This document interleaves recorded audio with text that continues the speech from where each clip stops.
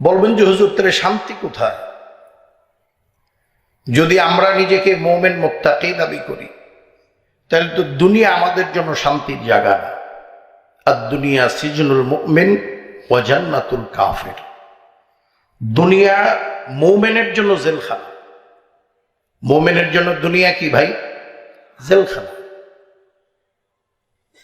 আসামি জেলখানায় হাসি তামাশা আনন্দ ফুর্তিতে থাকে না, সব সময় মন মোটা থাকে। কথা ঠিক কিনা? তা আমরা দুনিয়াতে যদি সুখ শান্তি তালাশ করি, এটা আমাদের জন্য সবচেয়ে বড় ভুল হবে।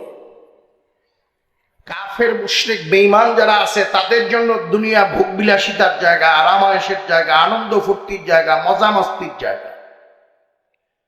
তারা এখানে আনন্দ করবে, ফুর্তি করবে, মজা মাস্তি করবে, ভোগ বিলাসিতা করবে। চক্ষু দুইটা বন্ধ হওয়ার পরে আযাব আর গজব শুরু হবে, আর বন্ধ হবে না।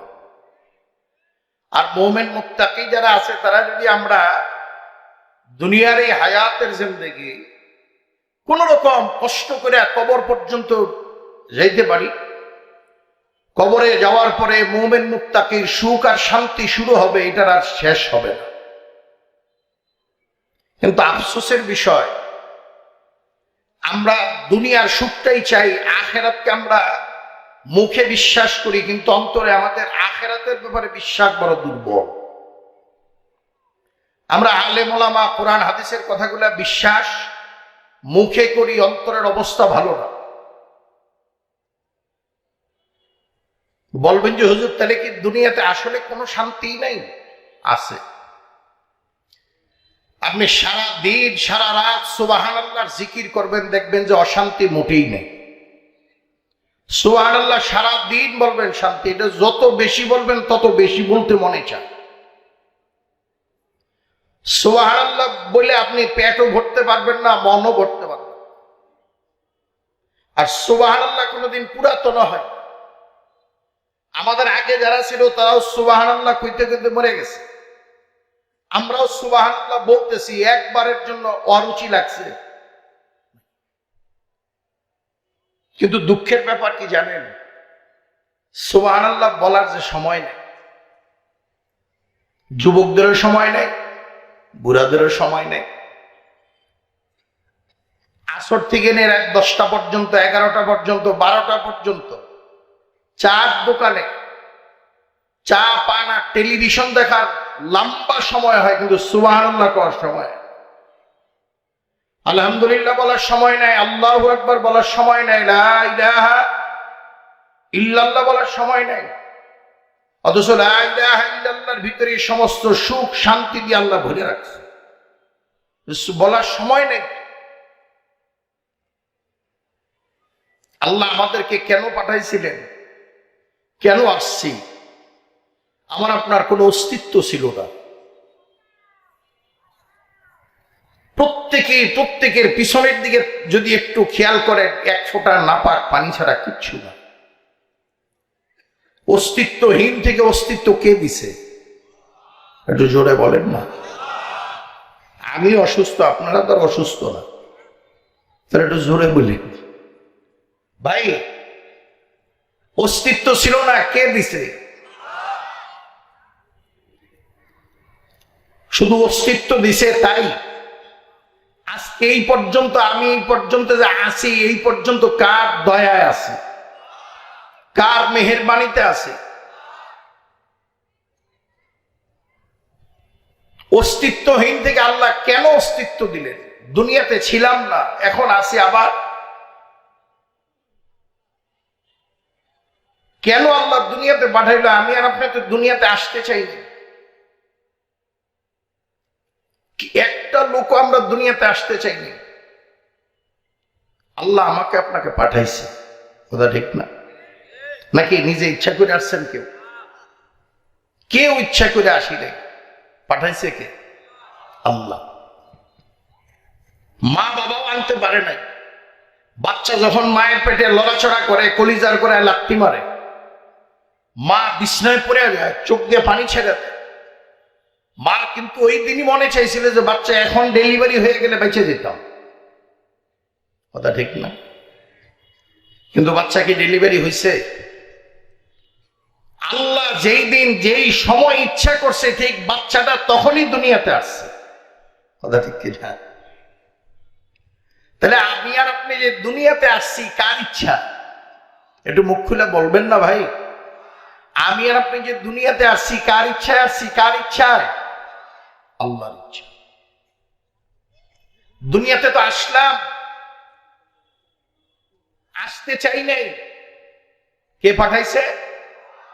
আবার এই দুনিয়াতে আসার পরে দুনিয়ার রং তামাশা চাকচিক্য দেখিয়া দুনিয়ার এমন প্রেমে পড়া পড়ছি, এখন দুনিয়া থেকে আমি আর আপনি যাইতেও চাই না।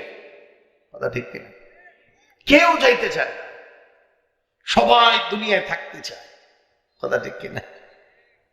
80 বছরের বুড়ারে যায় যদি বলেন যে বুড়া, বাংলাদেশের মানুষের গড় আয়ু 60 বছর, তোমার বয়স তো 80 হয়েছে, 20 বছর বোনাস বাচ্চ, আজকে তোমার বিদায় নেওয়া লাগবে।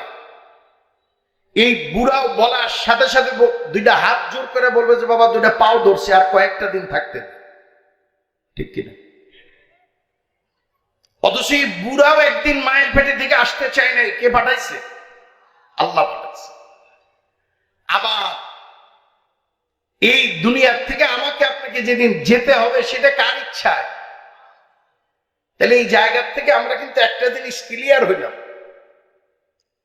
সেটা কি? আমি আর আপনি আসছি কার ইচ্ছায়, যাবো কার ইচ্ছায়?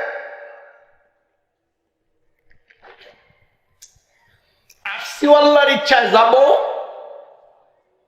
এই কথাটুকু মনে রাখবেন।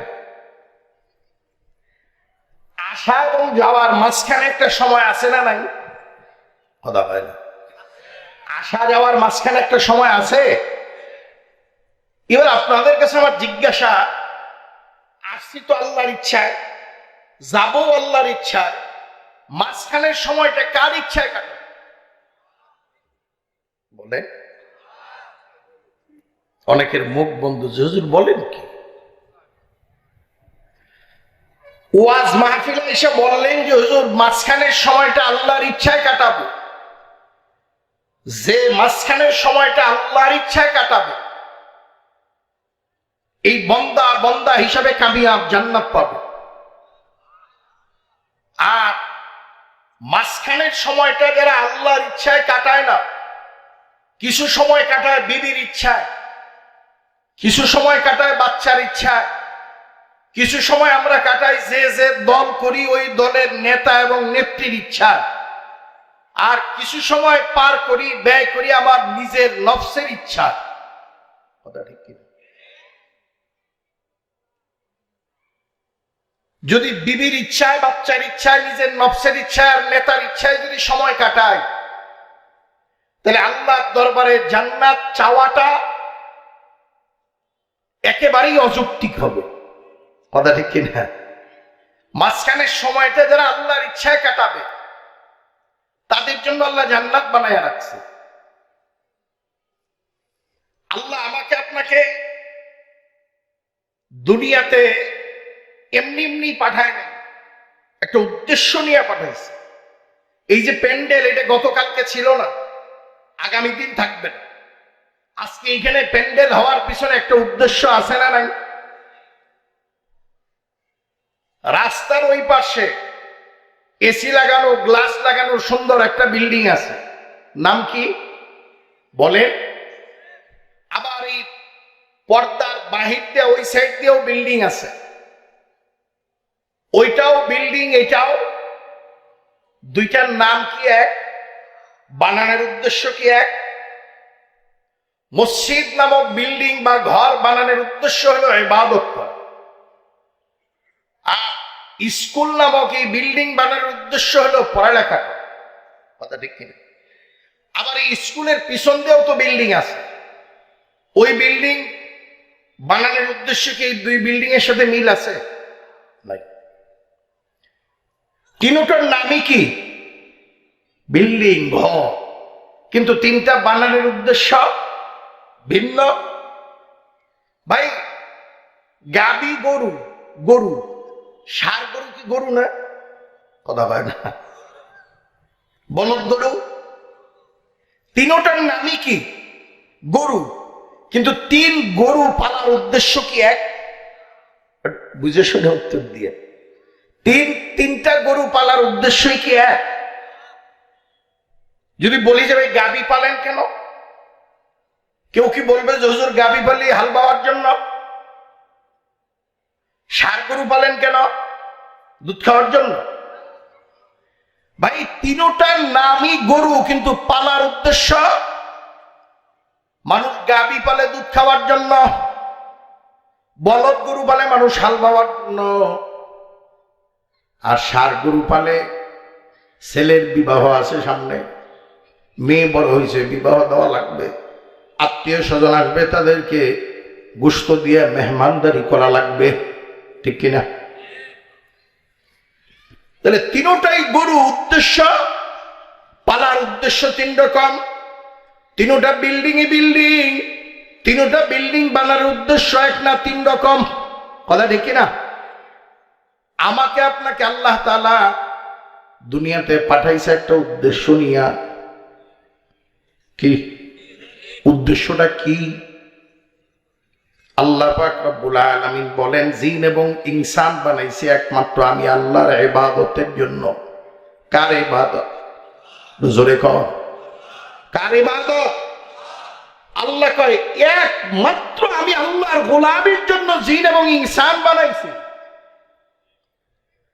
আমরা যখন বলি একেবারে ঝাইরা মুছে বলি আল্লাহ জিন এবং ইনসান আল্লাহর ইবাদত ছাড়া কোনো কাজের জন্য বানায় নাই। আমাদের দেশে একদল শিক্ষিত পণ্ডিত আছে খারইয়া মতে, কে আছে না নাই? জোরে বলেন। বুদ্ধিজীবী, বুদ্ধি বিক্রি করে খায়, চার দোকানে আড্ডা দেয়, কয় হুজুরদের খেয়ে দেয় কাম নাই, খালি আল্লাহর ইবাদত করবে, চাকরি বাকরি ব্যবসা বাণিজ্য কিছু করা লাগবে না। আজ পর্যন্ত কোন হুজুর কি চাকরি করতে নিষেধ করছে? কথা বলে না। চাকরি করা তো নিষেধ না, তো হুজুররা চাকরি করতে নিষেধ করে না, কিন্তু চাকরির চেয়ারে বসে টেবিলের নিচ দিয়ে যে পয়সাটা আসে এটা খাইতে না করে। কথা বলে না। চাকরি করা মোটেও নিষেধ না, চাকরি তো অবশ্যই করবেন।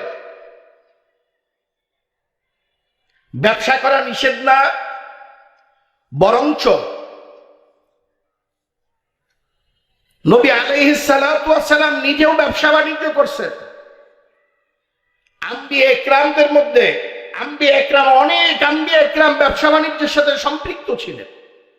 কথা ঠিক কিনা?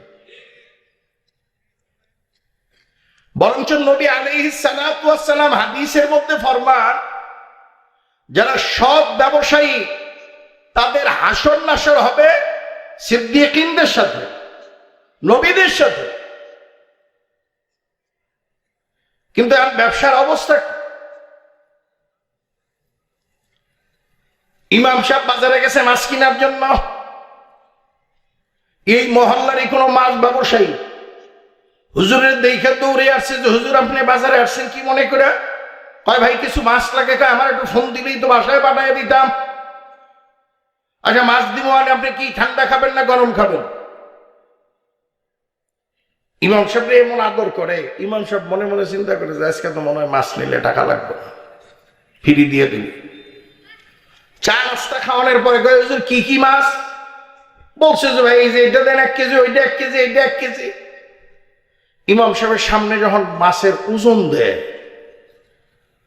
মাছের পাল্লাটা এমন ভাবে নিচের দিকে দাবাইয়া দেয়, আর কয় যে হুজুর আপনার একটু, আপনি ইমাম সাহেব নাম একটু বাড়াইয়া দেন। ইমাম সাহেব খুশি, বেশি দিয়ে দিতেছে। আবার ইমাম সাহেব চিন্তা করতেছে যে মাছ বেশি দিতেছে, আর তো টাকা পয়সা না দিয়ে গেলে কেমন হয়। টাকা বাইর করছে, মুসল্লি ভদ্রতার খাতিরে না হুজুর লাগবো না। ইমাম সাহেব ভাই লাগবে না কেন, এটা তো আপনার ব্যবসা না, কিনার দামটা রাখেন। আর ঠিক আছে হুজুর কিনার দামটা দেন। মাছ কিনে লইয়া ইমাম সাহেব হুজুর তো খুশিতে একেবারে বাগবা, অন্য বাজার করতেছে, হঠাৎ করে ব্রেনে ধাক্কা খাইছে যে তাহলে এই 3 কেজি মাছ প্রত্যেকটাই তো বেশি বেশি দিয়ে দিল। দেখলাম কতটুকু বেশি দিছে এটা একটু মাপ দিয়ে দেখি। কারণ আরেক জায়গায় মাপ দিতে যায় দেখা যায় প্রত্যেক পোটলাই 800 850 গ্রাম হয়, 1 কেজি একটা হয়। কিরকম এরকম ব্যবসায়ী আছে না নাই? আরে ভাই জোরে কর না, আছে না নাই? আছে না নাই? আরে ভাই, ব্যবসা করা নিষেধ না, কিন্তু ওজনে কম দেওয়া। 1 নাম্বার মালের সাথে 3 নাম্বার মাল মিক্সার করা নিষেধ। চাকরি করা নিষেধ না। সেটেলমেন্ট অফিসে যেয়ে দেখবেন কাগজ যেইটাই সামনে দেয় এইটাই চশমার উপর দিয়ে কত সময় দেখে কয় 1 লাখ লাগবে। একবার কাগজ দেহে আবার কাস্টমার দেহে, যদি চেহারা সুরত পোশাক আদি ভালো হয় তাহলে কয় 2 লাখ, আবার আরেকজনটা কয় 5 লাখ। তা আছে না নাই? কথা হয় না? ঘটনাটা কি? এই চাকরি করা তো নিষেধ। এই চাকরি তো আপনাকে জাহান্নামে নিয়ে যাবে। কথা ঠিক কিনা ভাই?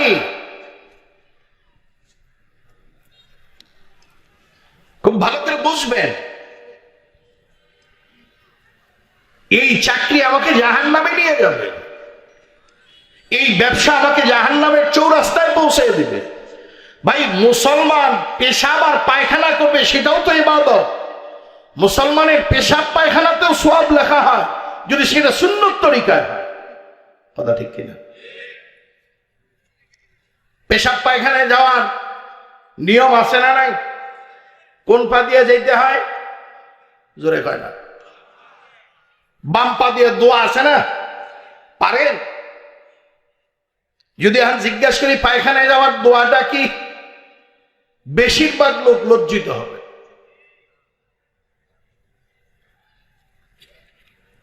পায়খানায় ঢোকার সময় বাম পা দিয়ে ঢুকতে হবে আর দোয়া পড়তে হবে, আল্লাহুম্মা ইন্নী আউযু বিকা মিনাল খুবুসি ওয়াল খাবাইস। জরুরত ছাড়ার পরে ঢিলা কুলুপ ব্যবহার করবেন, এই জায়গায় আলাদা সওয়াব আছে না নাই? এরপরে আবার যখন পানি ব্যবহার করে বের হবেন, কোন পা দিয়া? দোয়া আসেনি? গুফরানাকাল হামদুলিল্লাহিল্লাযী আযহাবা আন্নিল আযা ওয়া আফানি। মুসলমানের পেশাব আর পায়খানায় যদি ইবাদত হয়, মুসলমানের পেশাব পায়খানা করা যদি সওয়াবের কাজ হয়, তাহলে মুসলমানের ব্যবসাও সওয়াবের কাজ, চাকরিও সওয়াবের কাজ, কৃষি খামারও সওয়াবের কাজ। কথা ঠিক না বেটি? কিন্তু আফসোসের বিষয়, পরিতাপের বিষয় যে আমরা বর্তমান সময়ে বেশিরভাগ লোক ঢিলা কুলুপ ব্যবহার করি না। পায়খানায় ডান পা বাম পার হিসাব তো মেলা পড়ে। কথা ঠিক কিনা? আল্লাহ আমাকে আপনাকে বানাইছে একমাত্র আল্লাহর গোলামির জন্য। আমি আর আপনি দুনিয়াতে আসিনি, আল্লাহ আমাকে আপনাকে পাঠাইছে। আমি আর আপনি আমার আপনার ইচ্ছায় আসি নাই, আল্লাহর ইচ্ছায় আসছি। আবার যখন বিদায় নিব তখন আল্লাহর ইচ্ছায় বিদায় নেওয়া লাগবে। আমার ইচ্ছায় আমি বিদায় নিতে পারবো না, আমার বিবি বাল বাচ্চা আপনজন আত্মীয় স্বজনের ইচ্ছায় বিদায় নিতে পারবো না। আল্লাহ যখন চাইবে তখনই বিদায় নেওয়া লাগবে। হাজারো চেষ্টা করেও বাঁচার উপায় নাই। দুনিয়া থাকার জায়গা না, কেউ থাকতে পারে না, আমি আর আপনিও থাকতে পারবো না। একটু চিন্তা ভাবনা করেন, দুনিয়া নিয়েও চিন্তা করবেন, আখিরাত নিয়েও চিন্তা করবেন। দুনিয়ার চাকচিক্য দিন যাবে আরো বাড়বে, দিন যাবে আরো বাড়বে, আরো বাড়বে, আরো বাড়বে। দুনিয়ার চাকচিক্য আরো বাড়লে লাভ কি? আমি যদি আজকে কবরে চলে যাই, দুনিয়ার চাকচিক্য আরো বেড়ে তো আমার লাভ নাই, ঠিক কিনা? दुनिया की मजा हरगिज़ कम न होंगे, दुनिया की मजा हरगिज़ कम न होंगे, चर्चा यही रहेंगे, चर्चा यही रहेंगे, अफसोस हम न होंगे। দুনিয়ার মজা কখনো কমবে না, কোনো দিনও কমবে না। দুনিয়ার মজা শুধু বাড়তেই থাকবে, বাড়তেই থাকবে, বাড়তেই থাকবে। আমি একটু উদাহরণ দিলে আপনাদের জন্য বিষয়টা সহজ হবে। আজ থেকে 20 বছর 25 বছর আগে এই মোবাইল ছিল না। 25 বছর আগে সৌদি আরবের সাথে যোগাযোগ করতে হইলে 1 মাস সময় লাগছে। দিগুলিয়া বসে একটা চিঠি লিখে পোস্ট অফিসে নিয়ে পোস্ট করছেন। 15 দিন পরে সৌদি আরব পৌঁছাইছে। আপনার ছেলে চিঠিটা পড়ার পরে আরেকটা উত্তর লিখছে। উত্তর লিখে তিনি আবার ওই দেশের পোস্ট অফিসে পোস্ট করছে। এই দেশে 15 দিন পরে আসছে। 1 পৃষ্ঠা কথা বলার জন্য 1 মাস অপেক্ষা করা লাগছে। আর আজকে 1 মিনিট অপেক্ষা করা লাগে না, কয়েক সেকেন্ডের ভিতরে সৌদি আরব, আমেরিকা, লন্ডন, ব্রিটেন, পৃথিবীর যে কোনো রাষ্ট্রে যোগাযোগ করা যায় কি যায় না। যারা এই জিনিস না দেখে মরে গেছে 25 বছর আগে, 30 বছর আগে, হ্যাঁ কবরের কাছে যেয়ে যদি কন যে আম তো 5 সেকেন্ডের ভিতরে আমেরিকা কথা কওয়া যায়, বললে বিশ্বাস করবে তারা? বলার সাথে সাথে তো কব যে কি নেশা খেয়ে আইছো, ফাইজলামি করো, হ্যাঁ ঠিক কিনা? কিন্তু ঘটনা তো সত্য। আজকে 10-15 বছর আগে এত ব্যাটারি চালিত রিক্সা ছিল। যারা 15 বছর আগে মরছে হ্যাঁ করে যায় যদি ব্যাটারি দিয়ে গাড়ি চলতেছে, 7-8 জন উঠা যায় এটা এই গাড়ির ভিতরে, বিশ্বাস করবে? ফাইজলামি করো আমার সাথে। যারা আগে জাহাজে হজে গেছে, বিমান দেখে নাই, হ্যাঁ করে যায় যদি 6 ঘন্টায় সৌদি আরব যাওয়া যায়, বিশ্বাস করবে? সেই দিনের থেকে আজকে দুনিয়ার মজা বাড়ছে না কমছে? মজা বাড়ছে। আল্লাহ আল্লাহ। সালাম। হ্যাঁ নিয়ে আসুন। মজা বাড়ছে। আমি মজার তালে তালে এখনো আছি, মজা আরো বাড়বে। আজকে রাত্রে যদি আমি মরে যাই, মজা সামনে আরো বাড়বে। কিন্তু সামনে আরো মজা বাড়লে তো আমি তো পাইলাম না, আমার তো লাভ না। কথা ঠিক কিনা? এই দুনিয়ার পিছনে পড়ছি। দুনিয়া কারোর জন্য চিরস্থায়ী না, কারোর জন্যই চিরস্থায়ী না। বক্তা, শ্রোতা, ইমাম, মুসল্লি, রাজা, প্রজা সবাইকে চলে যাওয়া লাগবে। কি নিয়ে যাইতেছি এটা নিয়ে একটু আলোচনা করার দরকার, ঠিক কিনা? আল্লাহ আমাকে আপনাকে বানাইছে শুধুমাত্র আল্লাহর গোলামির জন্য। তাহলে আমার আপনার আল্লাহর গোলামির জন্য বানাইছে। আরো মেলা কিছু তো আল্লাহ বানাইছে, এগুলো বানাইছে কে? আসমান কেন, চন্দ্র কেন, সূর্য কেন, গ্রহ নক্ষত্র কেন, জমিন কেন, অক্সিজেন কেন, গরু ছাগল ভেড়া বকরি কেন, গাছ কেন, মাছ কেন, এগুলো বানাইল কেন? এগুলো বানাইছে শুধুমাত্র আল্লাহ। যারা আল্লাহর গোলামি করবে, আল্লাহর ইবাদত করবে, তাদের খেদমতের জন্য এইগুলো বানাইছে। তাদের অস্বীকার করতে পারবেন কেউ? আজকে কালকে থেকে যদি 1 মাসের জন্য সূর্য আর না ওঠে, এজন্য কি আল্লাহর কোন দিক দিয়ে ক্ষতি হবো? 1 মাস যদি সূর্য না ওঠে, টাঙ্গাইল পার্কের বাজার শহর পুরা টাঙ্গাইল তছনছ করে ফেলাবেন, খুঁজে কাঁচামরিচ পাওয়া যাবে, তরি তরকারি বাজারে পাওয়া যাবে না যদি সূর্য 1 মাস না উঠে। 1 মাস সূর্য না উঠলে জমিন তার উর্বরতার শক্তি হারায় ফেলাবে। কথা ঠিক কিনা? তাহলে সূর্য আল্লাহ বানাইছে আল্লাহর প্রয়োজনে না, সূর্য বানাইছে আল্লাহ আমার প্রয়োজনে। সূর্য আল্লাহ বানাইছে আমার জন্য। সূর্য যদি আমার জন্য বানায়, আমাকে বানাইছে কার? সূর্য তো আমার জন্য হইছে। আমরা তো বললাম আমাকে বানাইছে আল্লাহ আল্লাহর জন্য, আমি তো আল্লাহর জন্য হইতে পারি। কথা ঠিক কিনা? আমি কি আল্লাহর জন্য হইছি? হইতে পারি নাই তো।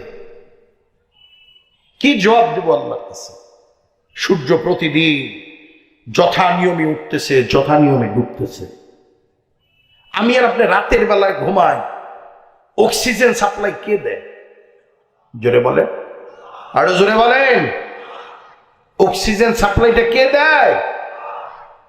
আল্লাহ যদি আজকে রাখতে কয় যে আমি আল্লাহ নিজে যদি বলে যে আজকে 5 মিনিটের জন্য ঘুমাইলাম, অক্সিজেন 5 মিনিট বন্ধ থাকবে, উপায় আছে? ধনীরা, নেতারা বাঁচবে, গরিবেরা, ডাক্তারেরা? শুধু একটু অক্সিজেন নিয়ে যদি চিন্তা করে তাহলে তো আমি মনে করি কোনো বেনামাজি থাকতে পারে।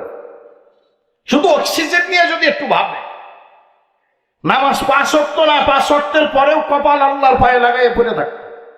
কিন্তু চিন্তা তো আমাদের কেমনে খাবো, কেমনে বেশি বাঁচবো, কেমনে ভালো মন্দ খাবো, এই চিন্তা নিয়ে ব্যস্ত। অথচ একটা গরু সকালে যা খায় একটা মানুষ 3 দিনে তা খাইতে পারে না। অথচ গরু যে খাইলো, গরুর মধ্যে খাবার কোনো চিন্তা নেই, সামনের অব্দি কি খাবে না খাবে এই চিন্তা তার মধ্যে। আর একটা মানুষ সকালবেলায় 2টা পরোটা খায়, 3টা দিলে কয় যে আর 3টা পারবো না, কথা হয় না। গ্রামের লোকজন হয়তো একটু বেশি খায় তুলনামূলক, শহরের তো 2টার বেশি না, কথা ঠিক কিনা? রুটি খাওয়ার বেলায় 2টার বেশি না, আর পোলাপান নেওয়ার বেলায় 2টার বেশি না, কথা হয় না। খায় কম, পোলাপানের জন্ম দেয় কম। ভাই, যে 2টা রুটি খায় আর দুপুর বেলায় 1 প্লেটের উপরে ভাত খাইতে পারে না, সে খাবারের চিন্তা সব সময় অস্থির থাকে, কথা ঠিক কিনা? রোজার মাসে দেখবেন একদল লোক রোজা থাকে ঠিকই, জোহরের পরে দিয়ে খালি চরকির মতো করে কি কিনবো কি খাবো, অথচ ইফতারের সময় কিন্তু বেশি খাওয়ান লাগে, কথা ঠিক কিনা? ভাই, খাওয়া বাঁচার চিন্তা, এটা তো গরু ছাগল ভেড়া বকরি করার দরকার, মানুষ খাওয়া বাঁচার চিন্তা করবে। আল্লাহ আমাকে আপনাকে বানাইছে শুধুমাত্র আল্লাহর গোলামীর জন্য, আল্লাহর ইবাদতের জন্য। আর প্রত্যেকটা ক্ষেত্রেই, প্রত্যেকটা কাজেই আমার ইবাদত হবে যদি নবী আলাইহিস সালাতু ওয়াস সালামের দেখানো পথে কাজগুলা করতে পারি। আমি স্ত্রী ব্যবহার করবেন নবীজি যেভাবে বলছেন ওইভাবে যদি করি, স্ত্রীর ব্যবহারও ইবাদত, ঠিক কিনা? সন্তানের পিছনে পয়সা খরচ করবো, এটাও সওয়াব, এটাও ইবাদত। যদি পেশাব আর পায়খানা ইবাদত হয়, তাইলে পেশাব আর পায়খানা যদি ইবাদত হয়, তাহলে মুসলমানের আর কোনো কিছু ইবাদতের বাকি থাকে? কিন্তু আফসোসের বিষয়, ওই যে শুরুতে একবারে ভূমিকায় বলছি, মুসলমান তো ইসলামের সাথে সম্পর্ক রাখে না। মুসলমান এখন সম্পর্ক রাখে নেতার সাথে, মুসলমান সম্পর্ক রাখে টেকাওয়ালার সাথে, ক্ষমতাধরের সাথে, অথচ মুসলমানের সম্পর্ক থাকার কথা ছিল আল্লাহর সাথে। আল্লাহর সাথে এখন মুসলমানের সম্পর্ক নাই। আমার ভাইরা, আমি শুরুতেই বলে নিছি যে আমি অসুস্থ, আগে থেকেই জানাইছি যে আমি অসুস্থ, আসারই কথা না। এখন একজন মেহমান আপনাদের সামনে আলোচনা করবেন, ওনাকে আপনারা হয়তো চিনেন না, অনেক বড় আলেম, অনেক ভালো বক্তা, ভালো আলোচক এবং ভালো গায়, ভালো গজলও গাইতে পারে। উনি মাদ্রাসার জন্য একটু কালেকশনও করবেন। কালেকশনের কথাটা আগেই বললাম এই জন্যে যে অনেকেই মাদ্রাসার মাহফিল, অনেকেই তো কালেকশন দিবেন, এই নিয়ত আছে না ইনশাআল্লাহ, কথা হয় না। এবার আওয়াজ কমে গেল যে, একটু বলেন না মাদ্রাসার জন্য একটু আদায় হলে দিবেন না ইনশাআল্লাহ? হুজুর আলোচনাও করবেন, নতুন মুখ। আমি তো প্রতি বছরই এই মাদ্রাসার মাহফিলে প্রতি বছরই আলোচনা করি, প্রতি বছরই কালেকশন করি। আজকে আমার স্বাস্থ্যটাই আসলে খুব খারাপ, কথা বলতেছি খুব কষ্ট করে, আচ্ছা খুব কষ্ট করে কথা বলতেছি। তো মেহমান আলোচনা করবে, দূরের মেহমান, আগে আলোচনাটা একটু শুনলেই বুঝতে পারবেন, বাকি উনি একটু কালেকশনও করবেন। আপনাদের আপত্তি নেই তো কোনো? অসুস্থতার জন্য আমি দুর্বলতা ওজোর খাই পেশ করতেছি, আমার জন্য দোয়া করবেন, আমিও দোয়া করি। আর আমাদের খন্দকার জাকির হোসেন সবুজ, চরমনের পিসা হুজুর, তাকে হাত পাখা মার্কায় এই টাঙ্গাইল সদর আসনের জন্য মনোনীত করছেন। আমরা 54 বছর তো অনেক কিছু দেখলাম, কথা ঠিক না? এবার আমরা সবাই মিলে, সাধারণ মানুষের একটা আওয়াজও এরকম। আমি নিজেও তো ঘাটাইলের প্রার্থী, হ্যাঁ, যত মানুষের সাথে দেখা করছি, আমি যে বলতেছি ভাই একটু দোয়া করেন, কয় হুজুর এবার কি দোয়া চাইতেছেন, এবার তো ভোটও দিয়ে দেব, আমরা নিয়ত করছি ইসলামের পক্ষে দিব ভোট। তো আপনারাও খন্দকার সবুজ সালাম বিনিময় করবে, আপনারা ওর জন্য দোয়া করবেন এবং একটু চিন্তা ভাবনা করবেন। আরো প্রার্থীরা আছে, তারাও যাবে, যাকে ভালো লাগে তাকে দিবে, যাকে যোগ্য মনে করবেন তাকে দিবে। ঠিক আছে ইনশাআল্লাহ? আমি দোয়া চাই, আপনাদের জন্য দোয়া করি। আর পরবর্তীতে যিনি আলোচনা করবেন হযরত মাওলানা ইউনুস আহমদ বরিশালী হুজুর, উনি বয়ান করবেন এবং কালেকশন করবেন ইনশাআল্লাহ।